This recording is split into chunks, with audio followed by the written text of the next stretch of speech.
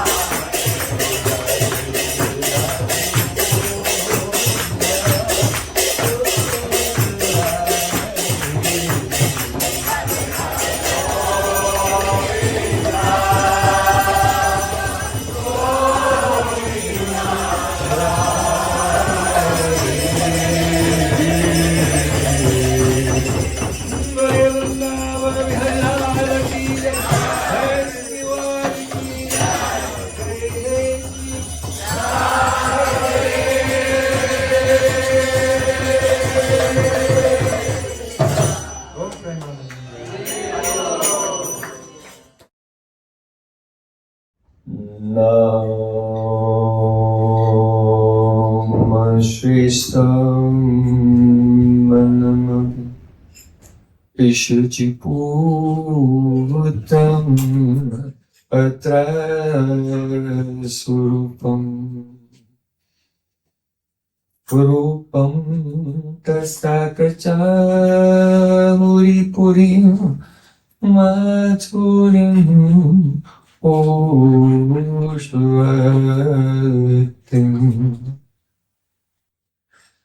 Radha Kundamagirivaram Ahoradika Madhuvasam Prato Yasya Pratita Kripaya Sri Guru Tammanatosam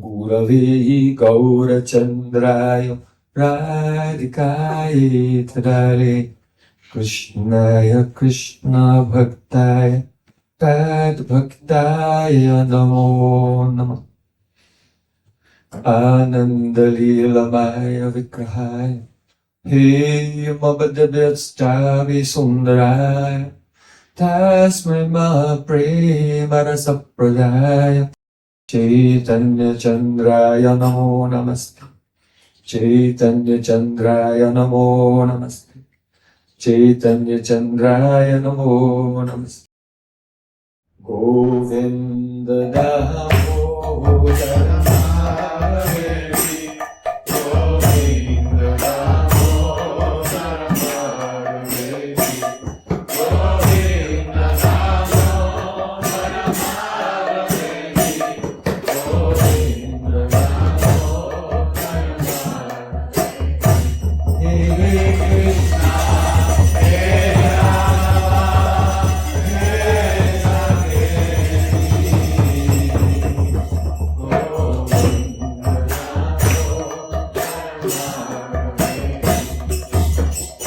Krishna Sundar Shikanda Shikar Smarhas Murali Manara Vedakaras Kamama Kripanite Supriya Charna King Karim Kuru Tavayvasmi Najivami Tayavana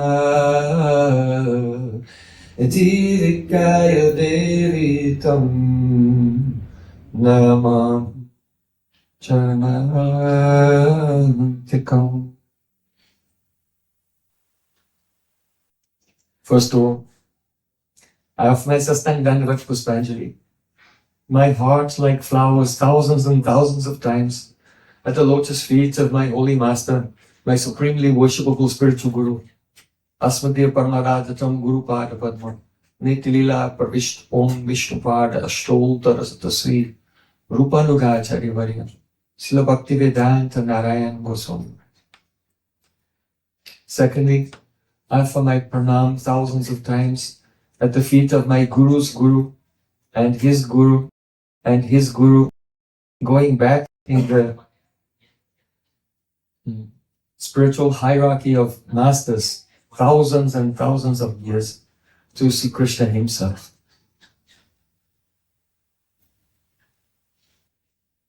And finally, I offer my pranam to all of you, my dear spiritual brothers and sisters.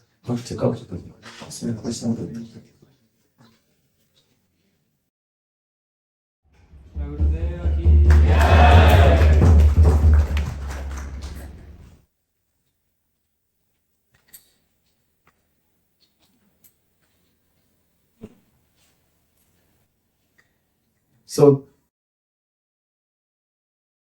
I was invited to speak here on the subject of Yantra, Tantra and Mantra. It's a very profound subject. In Bhagavad Gita, there, Sri Krishna has said, Ya Nisha Sarvabhutanam Tasyam Jagarti Samyami. What is night time for all the people in general. That is daytime for the person who has controlled his mind and senses. And what is the daytime for the common people? That is like a nighttime for the self-realized person. What does it mean? The way that we are conditioned to see the world and interpret the world. This is like a darkness, complete darkness to an enlightened person.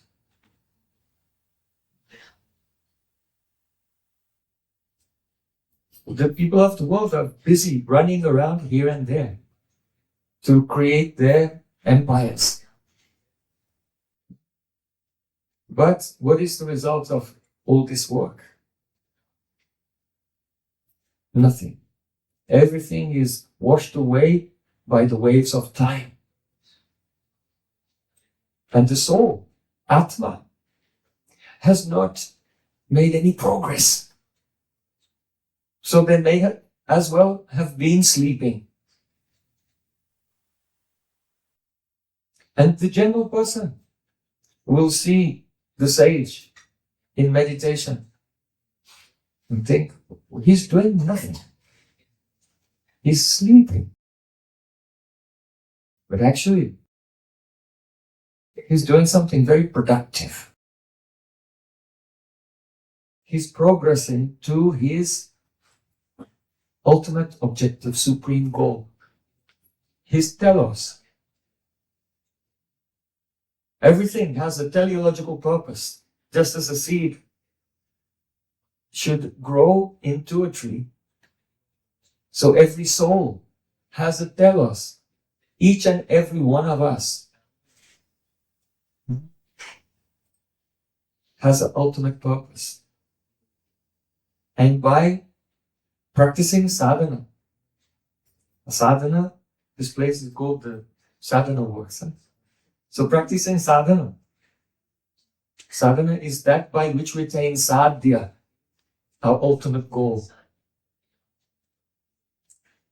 And the person who adjusts our life, refines our practice and our conceptions, and inspires us, impels us on the path of sadhana, the practice towards sadhya, the goal, that person is called sadhu.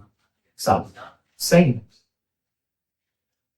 Sadhnoti sadayati ti sadhu, who is himself doing sadhana and who is inspiring others, refining them, adjusting them, that they also are one-pointed and giving all their energy to the attainment of the ultimate purpose of their soul. That is called sadhu, the saint. There was a British author, writer, poet named Joseph Conrad. So Joseph Conrad, he said that we owe much to the fruitful meditation of the sages.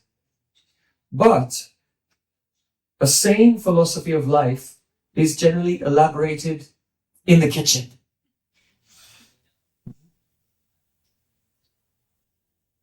So this is the perception of the gross materialists, that they think spiritual life is impractical. And those who dedicate themselves and put the energy into sadhana, into something which seems, from the perspective of sense perception, to be so intangible and empty, then they think that, that is insane. Our practical understanding will come when we sit at the kitchen table with coffee and discuss how to make money and how to enjoy it.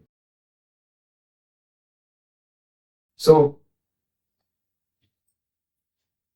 the general people, when hearing some idea then they run it through some filter of consensus. What will everyone think if I believe this?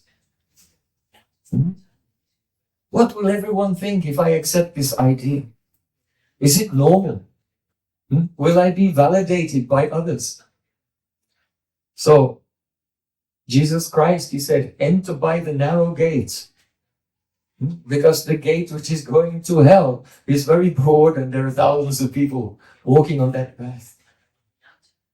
So one has to be very serious in the search for the ultimate truth, for the supreme reality. I want to speak first about Yantra. What does Yantra mean? In Sanskrit, Yantra has many meanings. It means an instrument. It means a device, a machine. Or it can mean some diagram which is used in some spiritual sadhanas, in ritual. So first we'll look at the concept of the machine.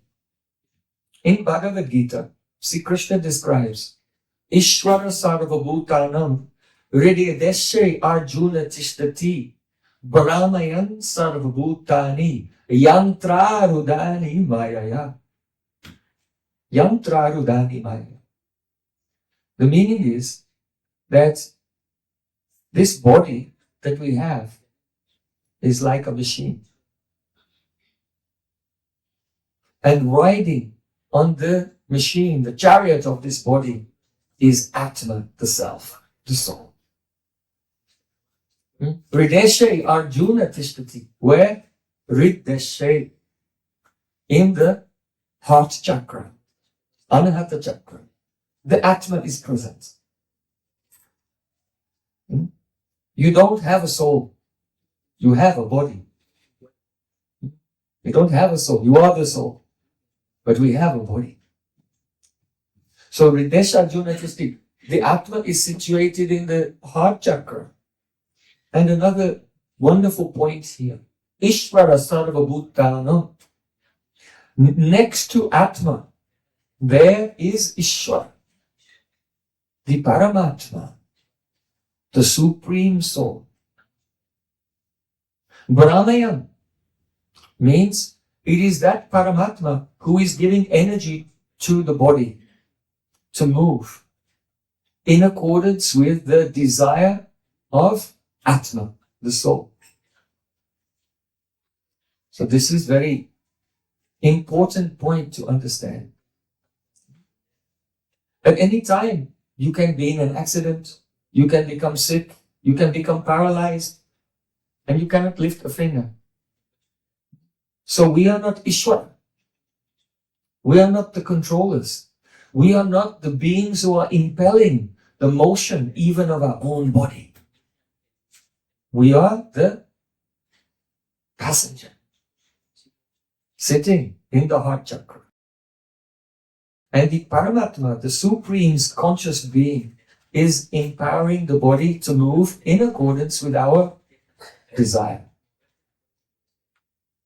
So, Yantra means machine. And Yantri, machine or instrument. And Yantri means the one who is operating the machine.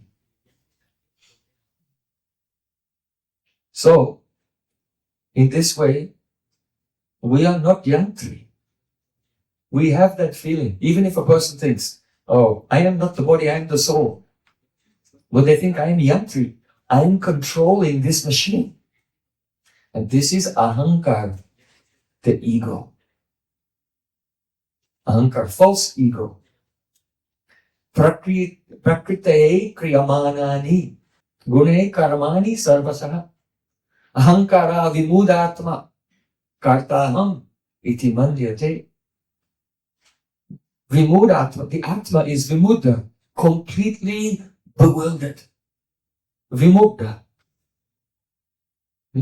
Like an animal with no sense, completely in illusion. Vimudatma, kartaham, thinking, I am doing the activities of this body. When the Sattva, Rajas and Tamas, three gunas which are present in the body, which are inspired by the Paramatma, they are moving and doing everything. So ahankar, in Sanskrit, the word ego, is not just the sense of I, but ahamkara. Aham in Sanskrit means I. Kara means doer. I am doing everything.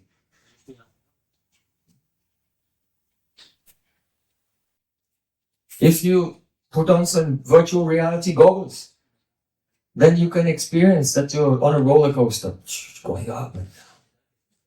You hold on to your chair, just in case you fall out. But actually you're just sitting in a chair and nothing's happening.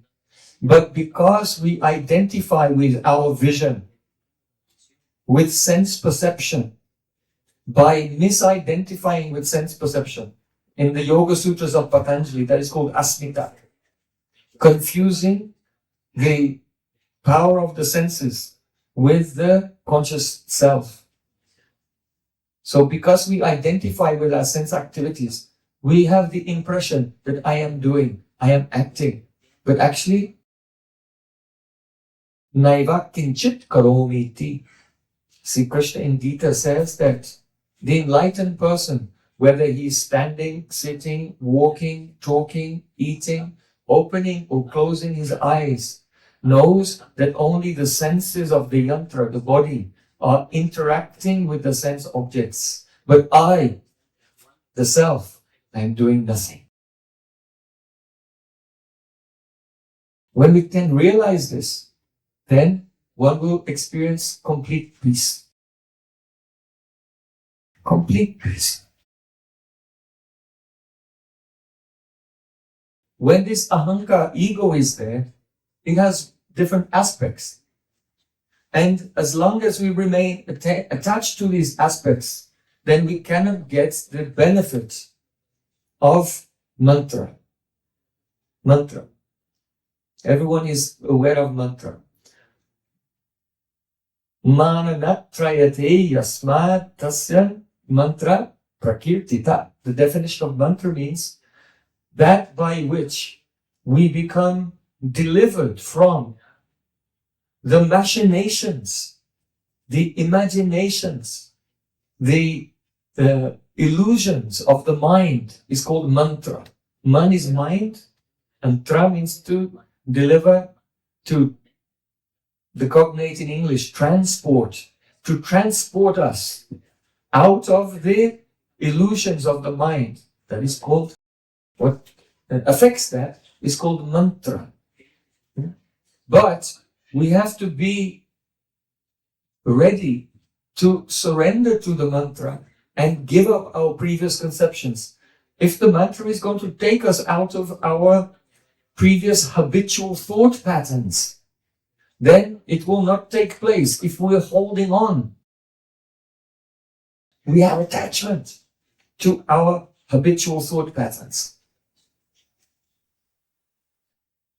So along with the sense, ahankara, I am the doer, there is also the sense of I am the seer.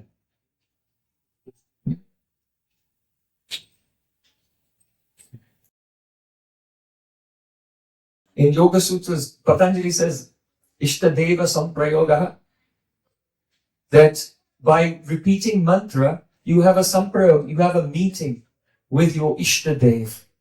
Which form of Ishvara, which form of the Supreme Lord do you have a loving relationship with? You can see that transcendental form of God. But if a person has the ego, I am the seer, then the consciousness is turned towards the material mind and senses.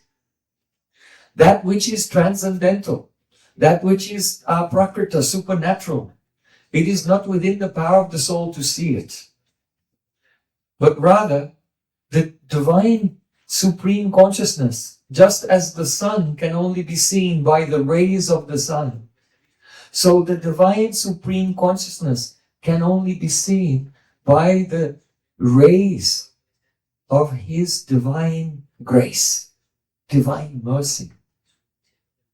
So even if a person is closing their eyes and trying to see Paramatma, the Supreme Lord, in the heart, nothing. This ego has to go. I am the doer has to go. I am the seer has to go. I am the knower. I can know by my intelligence, material intelligence, what is supreme reality. The functioning of the intellect is a material. It is a covering of the soul. This is a very interesting topic because in the Vedas, the analogy of a chariot is given to understand the soul. And also in the Phaedrus of Plato, the analogy of a chariot is given also to understand the soul. In Plato's analogy, he said that the soul is a composite of three things. That is the intellect, which is like the driver of the chariot, and two horses. One is white and one is black. The white horse is the spirited, bold mood of action. And the black horse is the inclination only of the appetite to taste and enjoy the physical plane, which is, and this appetite is antagonistic to the gradual upliftment of the soul. And so a person is essentially an intellect or the power of reason, trying to steer his chariot towards God, towards the Supreme Being, but at the same time trying to control two horses. One of them has energy and he's fairly well behaved, but needs direction of the intellect and the industriousness, action, passion. And the other one is just dark and selfish and wants to go off the course like this. So in the Phaedrus, Plato gives an analogy of the composite soul having three aspects. He doesn't claim that that is the highest conception of the soul, but it is presented like that. That is something that the common person can identify with. But the analogy of the chariot, which is given in the Vedas, requires more detachment to experience. It cannot be grasped by the intellect. The intellect is not even considered to be a part of the soul. It is part of Shukshma Sharir, the physical body made of earth, water, fire, air, and ether, space. It is called the Sthul Sharir, the gross body. And the psychological body within that, composed of mind, intelligence, ego, and the subconscious mind, chitta. These four. This is also a subtle material energy which is covering Atman. So in the Upanishads, the body is like a chariot. The intellect, material intellect, is the driver of the chariot. The intellect is supposed to control the mind. And so just as a chariot driver takes hold of the reins of a chariot and pulls them to control the horses, so in the same way, by our intellect, one must take hold of the mind, which is restless, uncontrollable, and prone to making bad decisions that we might regret for the rest of our life. Take control of the mind, because the mind is being pulled by 5 horses, the 5 senses: sight, smell, touch, taste, and hearing.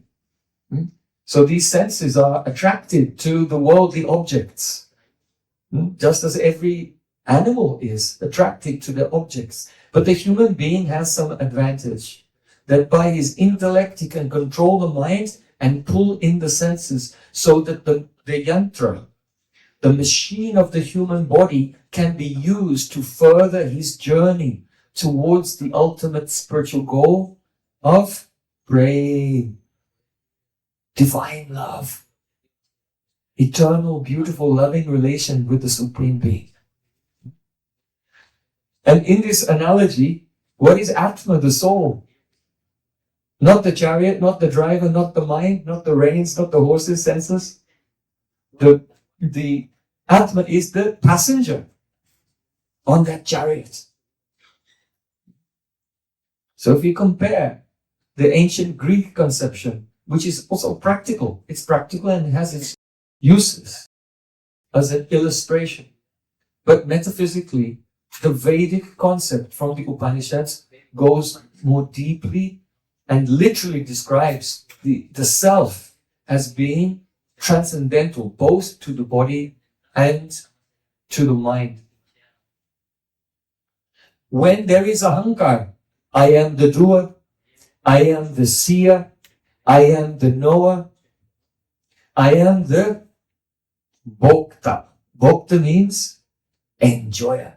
I am the enjoyer. This is a very big problem.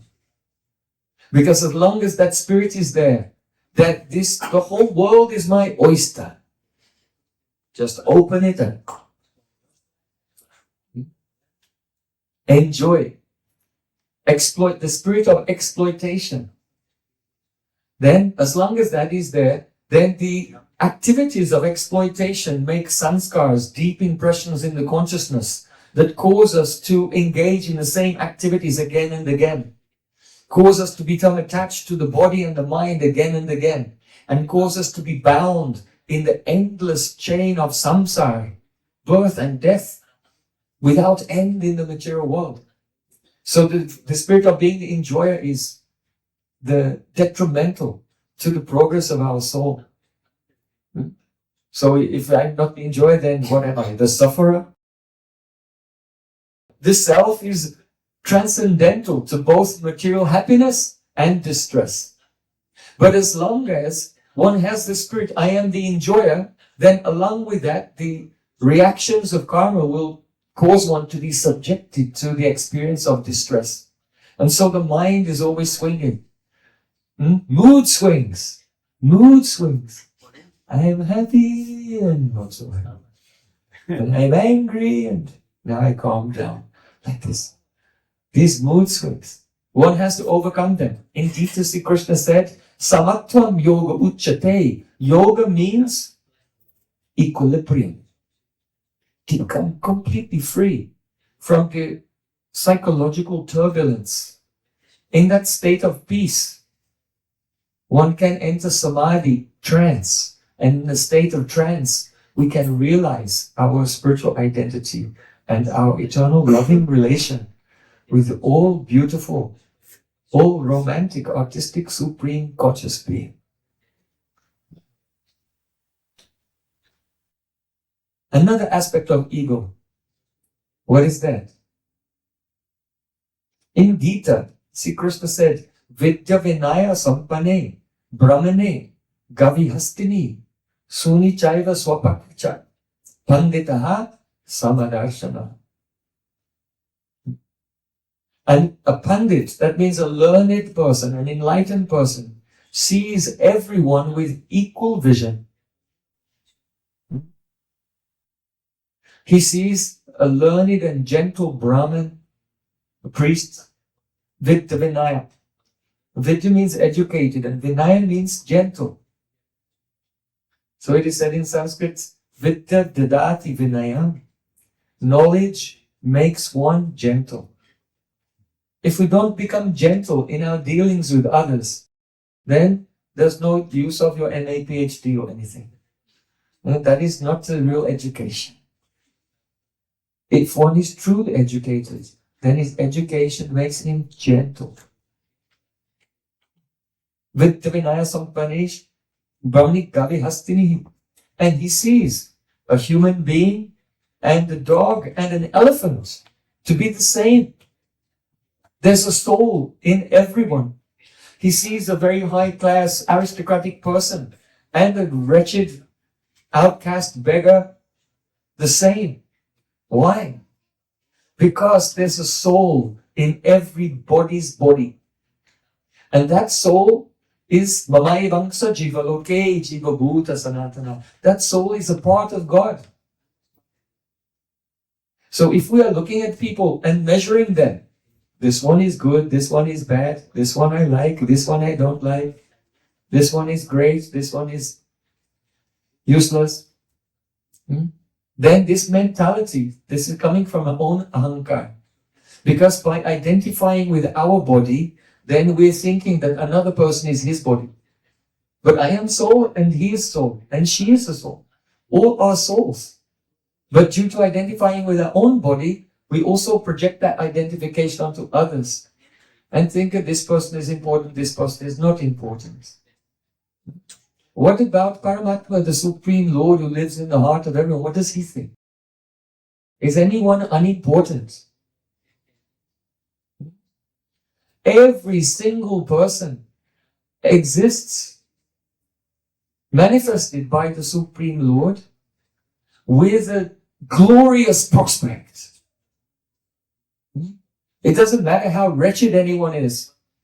It doesn't matter how wretched we may think we are also. But every single soul exists with a glorious, glorious spiritual prospect as their telos, ultimate goal. And so, one who wants to become free from the covering of the material mind should not surrender to the habitual thought pattern of measuring others in material terms.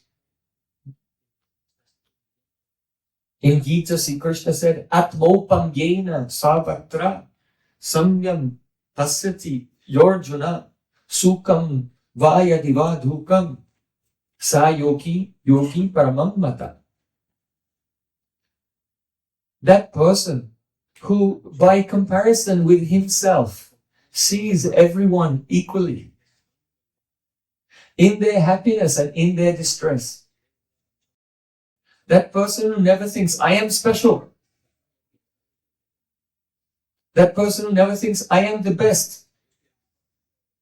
But who thinks, I am just a soul and everyone is just like me.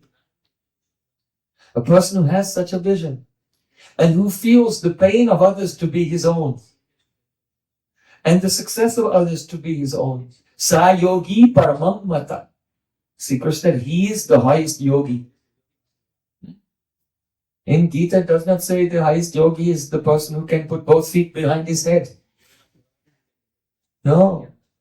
Sa yogi paramam mata. He is the highest yogi who sees every other soul. Oh, this person is just like me. His pain is my pain. His success is my success. That is the highest yogi. Very beautiful. So, we're speaking about different aspects of the ego which have to be given up. But we want to say a word of caution. Many people think that when the ego, the ahankar, bhoktritva, I am the enjoyer, kartritva, I am the doer, gyatritva, I am the knower, drashta, I am the seer, when this is given up, then what is left is emptiness. Many people think like this. This is a big obstacle also in spiritual life. So be very careful for this. In the Upanishads, it is said, Sukamaham aswapsam na kinchid avedisham. This mantra of the Upanishads says, I slept very happily. I did not know anything. Sukamaham aswapsam. I slept happily. Na kinchid avedisham. I did not know anything. What does that mean? All the Vedic mantras are meant to be learned from a guru. If we try to understand biomaterial intelligence, we'll not understand. That's why Upanishad. Upa means nearby. Upa. And Nishad means sit down. Sit down nearby your guru and listen. And then the meaning of Upanishad will become clear. So Sukamaham aswapsam na kinchid avedisham. I slept very happily, I don't remember anything. Means that when we are awake, our physical body and senses and minds, they're all active. But then when we fall asleep, the body, we leave it behind It's not active. But the mind is still active. And we experience as if we're walking and going here and there in the mind on the basis of past experience, purva sanskar. But when we go into deep sleep, the state of shushupti, from jagara, wakefulness, we go to swapnas, dreaming. And then from dreaming, we go to the shushupti, deep sleep. At that time, the connection with the body is dissolved. The senses are dissolved. The mind and ego also become dissolved. And so we don't experience anything in deep sleep. But it is not that we're unconscious. We're just not conscious of anything. Right? When you're in deep sleep, you're not unconscious. The soul is always conscious, always awake, but not conscious of anything in deep sleep. And yet, when we come out of deep sleep, we have a memory. Oh, I slept very happily. If you don't go into deep sleep, someone will wake you up when you're just dreaming and you don't go into deep sleep, and they keep doing that. It's a type of torture. You become completely insane. We only become refreshed when we go into the shushupti state, the state of deep sleep. And we wake up, oh, I slept happily. So this mantra of the Upanishad is saying that just see, when the ego is dissolved in the state of shushupti, there's still an ego. But it's the ego of the soul, not the ego of the mind, of the psychological body. So don't think that when the ego is given up, then there's no sense of I. There is a sense of I, but it is not the illusory sense of I.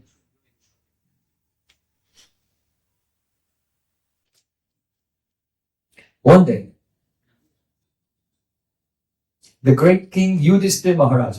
Who has heard of Yudhisthira Maharaj? Anyone? Do we have any fans of the Mahabharata here this evening? Mahabharata. The Bhagavad Gita comes from the greatest epic of the whole world. The Iliad and the Odyssey can fit in together 7 times.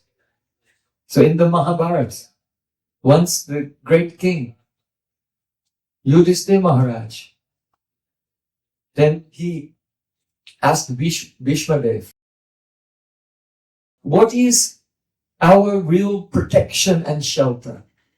Can we have shelter and protection and security in our life from money, from wealth, from power, from family members, or from wisdom? Bhishmadev said, from wisdom. Wisdom is the best of all. Many persons in the past, like Bali Maharaj, Prahlad Maharaj, and others, they lost all of their wealth. Yet they gained wisdom. And they ultimately became perfect in their spiritual life. So Bhishma, he said to Yudhisthira Maharaj, I want to tell you one story. There was a young Brahmin, young man. He was very educated, but very poor. And he was walking on the public road. And at that time, there was a very wealthy merchant. He had so much wealth and so much power. He had a beautiful golden chariot pulled by so many horses. And in his chariot came racing down the road and came a little bit off the road on the corner and bumped into that Brahmin and knocked him out. And he was lying unconscious in the road, and that wealthy person sped off quickly. Hit and run. So then that young Brahmin, he was lying on the ground. And he said, oh, my life is cursed. I'm so poor and so helpless. I think that only these wealthy people, their life is worth living. What is the use of being so poor? He couldn't move. He was so stunned with pain. And he was just lying there. He thought, I should just die. Let me just give up my life. So just as he was lying there and thinking, I should die, my life is not worth living. Have you ever been in such a situation? Sometimes destiny, our karma can crush us.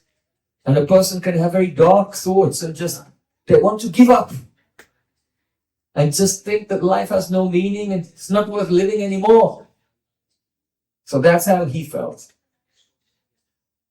So just as he was lying there, one jackal came out of the forest.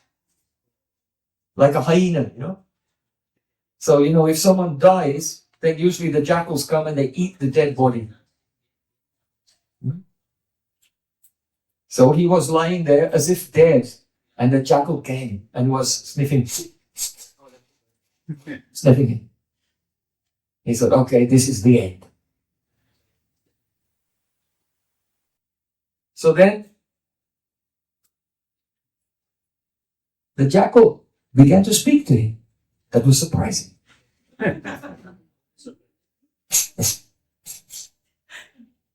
He said, you are so fortunate. You are so fortunate because you have a human body. We animals and many other animals in lower species, we all wish we could be like you. You are so fortunate. I have a thorn stuck in my side and I cannot pull it out. I have some insects in my fur, on my back, and they're biting me all the time. And I cannot remove them because I don't have hands. But you have hands.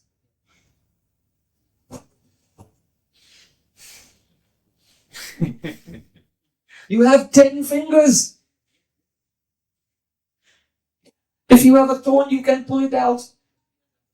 If some worm is biting you, you can remove him. But look at me.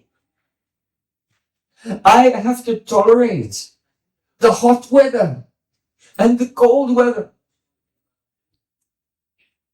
But you have hands. You can build yourself a very nice house.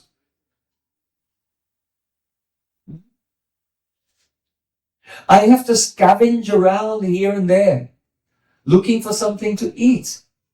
But you have hands. You can plant. You can grow food.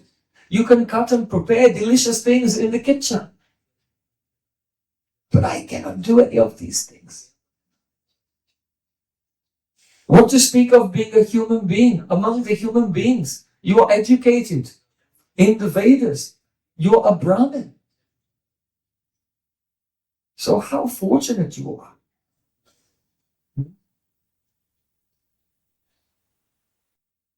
Just see the state of this world. Even persons who are not a very high-class persons, educated persons like you, but very wild persons living in the jungle, they want to live. They don't want to die. Even persons who have been arrested and put in a prison, they also laugh and joke and try to enjoy their life with the other prisoners there. But you have freedom. Why do you want to give up your life? Even I'm a jackal, and I want to live. I know that there are many creatures who are less fortunate than me. Worms and birds and insects. And I have, relatively speaking, a better condition than them. So I feel myself fortunate. But even they want to live also. The soul travels through many species of life. And I tell you, anywhere you go, you will not find a place where everything is perfect and there's no problem or difficulty. There's some happiness and distress in every life.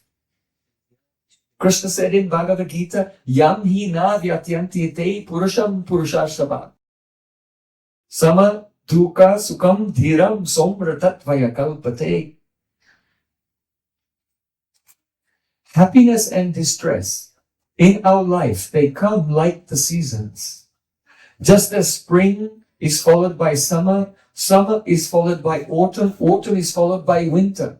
So in the same way, some happy time comes and it's followed by a difficult time of suffering. And then after that, another happy time comes and another difficult time comes. These situations are just like the seasons. And so a person should be dhir, sober, and unaffected by the changing weather of their life.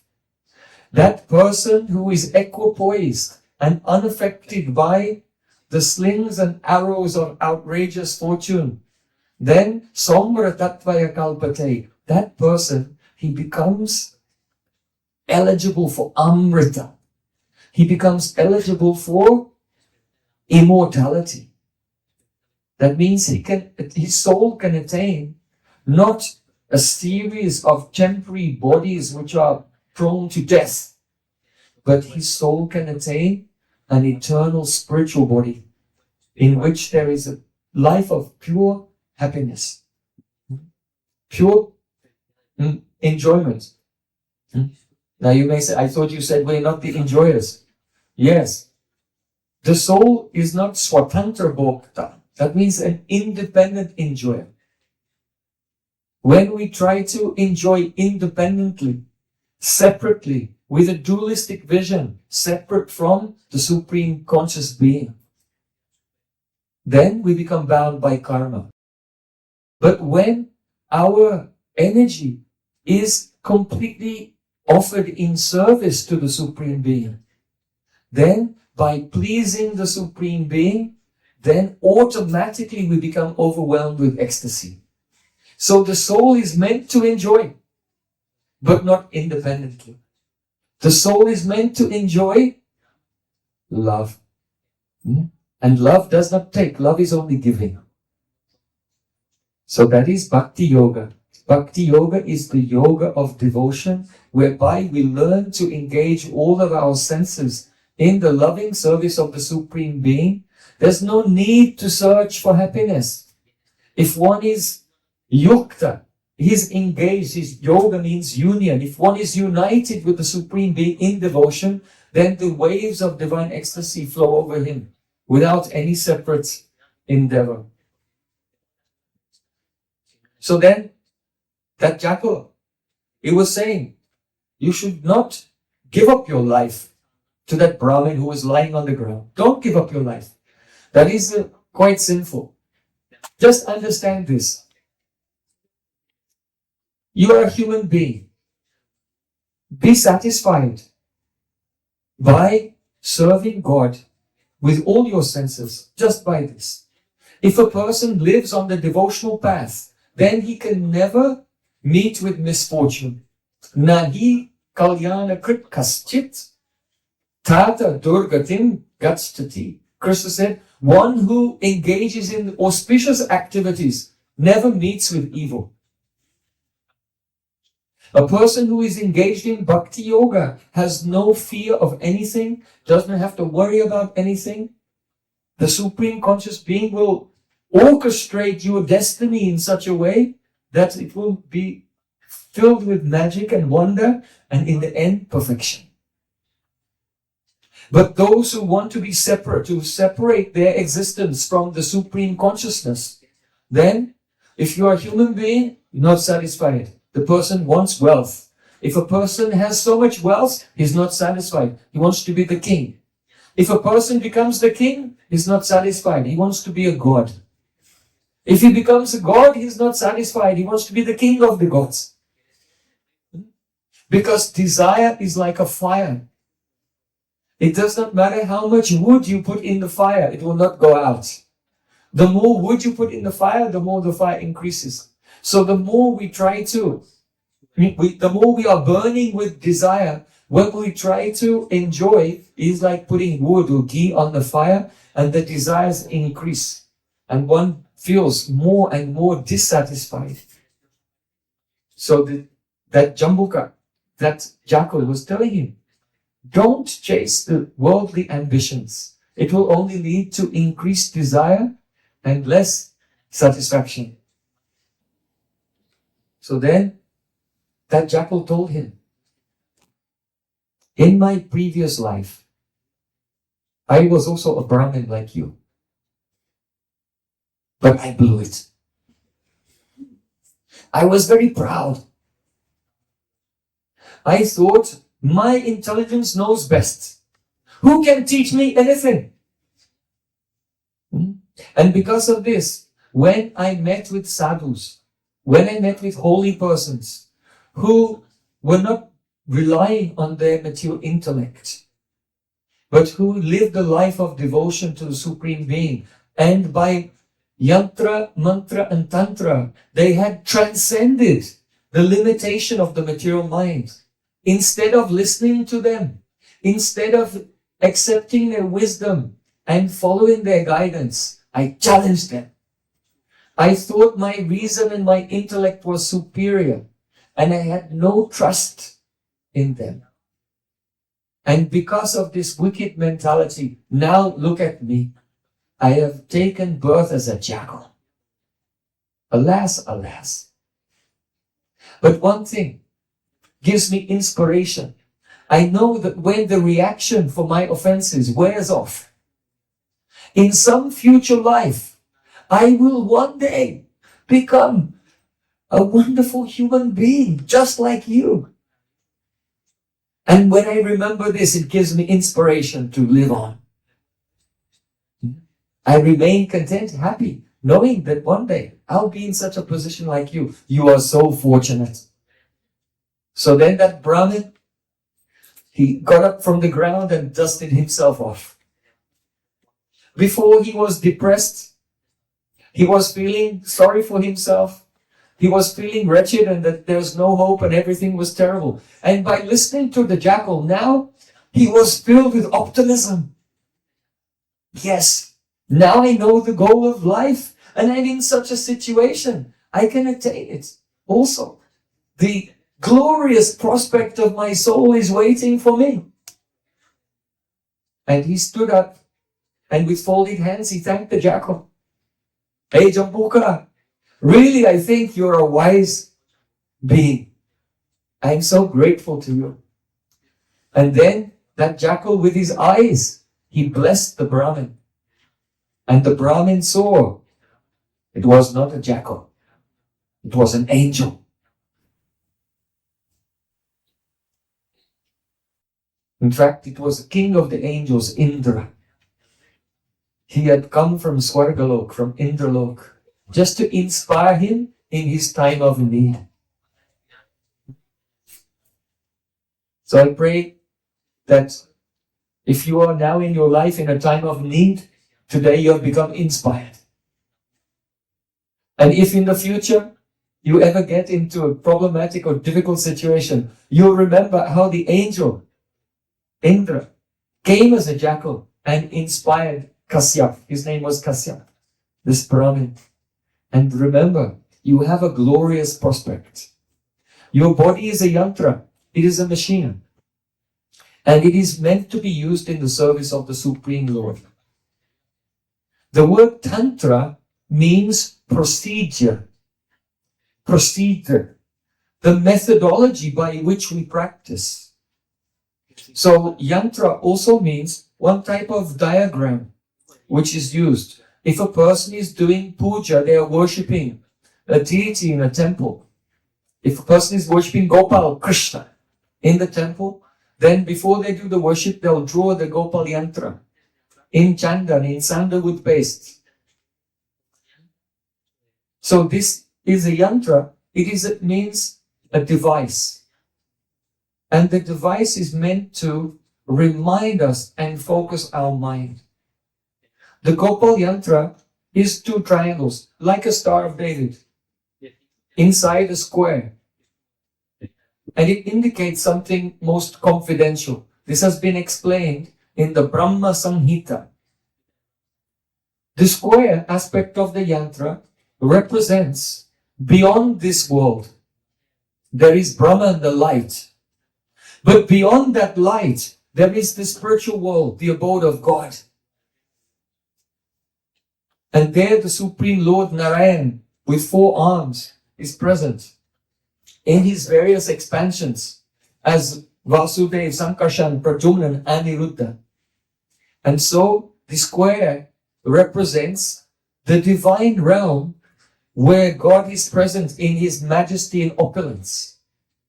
But then within that, more interior to that, the inner aspect of the Gopal Yantra represents that realm of love of God where the love is so dense, it is so condensed that you forget that God is God. Even God forgets that God is God. The love is so powerful that all knowledge is completely submerged in that love. And there's only pure relation. Pure relation. So there's different types of Tantra Shastra scriptures which describe Tantra scriptures which describe different activities. Many Tantra Shastras are for attaining material purposes. But there are the Sattvata Tantra. The Sattvata Tantra means the Tantra which are for the attainment of transcendental eternal purpose. So the Brahma Samhita is a Vaishnava Sattvata Tantra. There it is said, Yam Kama Krodha Sahaja Pranayadi Bhiti Vatsalya Moha Guru Gaura Vasepya Bhavai Santisya Tasya Sadrishim Tanam Apu Ete Govindam Adi Purusham Tamaham Bhajami. If a soul in this world is meditating and repeating their mantra with a mood of a particular relationship, Pranaya Sahajadi Bhiti Vatsalya Guru Gaurava.